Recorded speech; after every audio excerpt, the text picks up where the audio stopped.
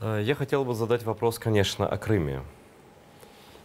Вот я прошу вас дать честный ответ. На самом деле в Германии знают ли политики, люди, простые граждане Германии о том, что происходит в Крыму? Знают ли они о том, какие репрессии идут против крымских татар, что эти репрессии обращены против крымско-татарского народа по национальному признаку, и что это очень-очень похоже на ту политику, которая велась в Европе в прошлом веке, и это совершенно недопустимо и омерзительно.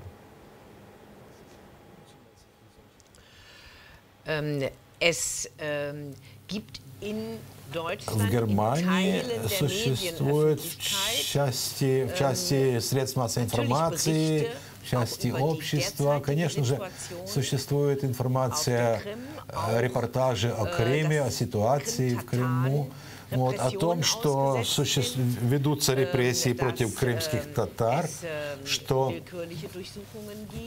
происходят совершенно необоснованные обыски, что существуют задержания, аресты, что очень сложно работать, получить работу по профессии. Заинтересованным гражданам в Германии это известно, то есть это можно проследить по средствам массовой информации, но я не верю, что во всей Германии и в Европейском Союзе это также полностью известно. И очень жаль, что тогда, когда события уже лежат на протяжении некоторого времени тому назад, например, так как аннексия Крыма, что эти события переходят на задний план, поскольку существуют более актуальные и так далее. И таким образом необходимо все время напоминать об этом, чтобы не возникала ситуация, что вроде бы там существует полностью мир. Скажите, как вы думаете, в принципе, западный мир может закрыть глаза на аннексию Крыма и наладить в будущем отношения с путинской Россией, оставив вопрос аннексии Крыма вообще в стороне, такой реалполитик, да? И если Путин пойдет на какие-то небольшие уступки, про Крым будет вообще забыто, и это будет прощено полностью, как была прощена аннексия Путиным части Грузии, например. Я не думаю, что Европа может сказать, с моей точки зрения, что мы сейчас, так сказать, все отрежем, так сказать, забудем прошлое и будем смотреть только в будущее и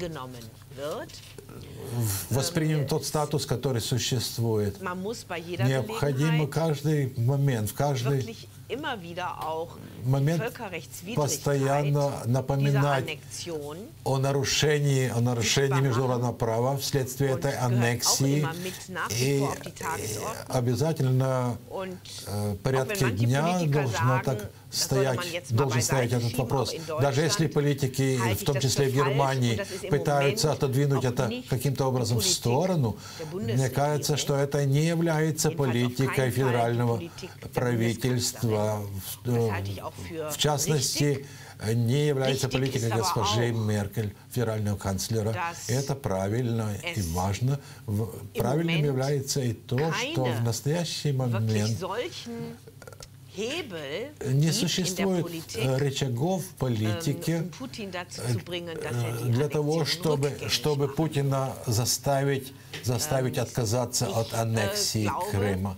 Я думаю, что мы, также включая и ситуацию на Донбассе, ситуацию в Украине, что мы будем иметь дело с этой ситуацией еще на протяжении длительного времени, и что это является частью империалистической политики Путина,